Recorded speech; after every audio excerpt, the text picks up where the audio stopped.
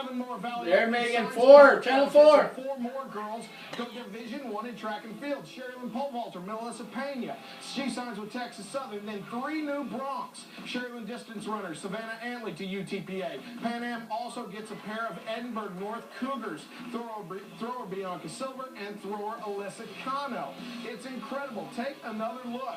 Besides those 4, we've also got these 8 that have signed Division I track and field scholarships. It's unbelievable. That is 12 in all this year. Distance runners, throwers, definitely. I've said it before. I'll say it again. It is the best year ever for signings at any sport in the Rio Grande Valley. There were more signings today. Sherilyn wrestler Carlo Hinojosa. He was the only male on the docket. He signs with Lindenwood Belleville, while a pair of Rattler soccer players stay in Texas to continue their athletic careers. Miriam Garza heads to Wiley College in Marshall, while Megan Idrogo to Texas Lutheran in Seguin. At Edinburgh North, 35A basketball MVP Larissa Arreola goes D2 with Texas A&M Commerce, the same place where older brother Esteban played. And a pair of cousins head to St. Gregory's in Oklahoma.